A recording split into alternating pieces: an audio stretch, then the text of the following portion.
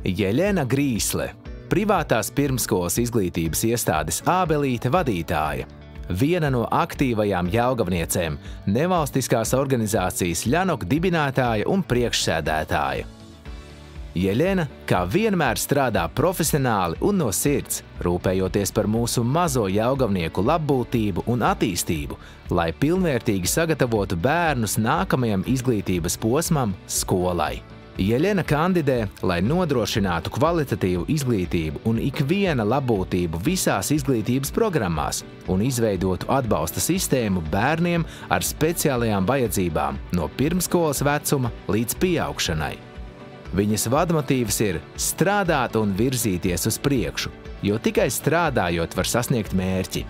Jeļenai ir svarīgi strādājot saglabāt sevī parastas cilvēciskās vērtības, godu un pozitīvu attieksmi pret darbu, dabu un cilvēkiem. Strādājot pašvaldībā, nevalstiskajās organizācijās un izglītības iestādēs, Jeļena ir pierādījusi, ka spēj izaicinājumus un savus sapņus pārvērst praktiskās darbībās un sasniegt maksimālo rezultātu. Viņas idejas, drosme, neatlaidība un pieredze ir kā stabils pamats gan bērnu un jauniešu, gan vecāku un kolēģu izaugsmei. Jeļena Grīsle – tavs cilvēks Jelgavai.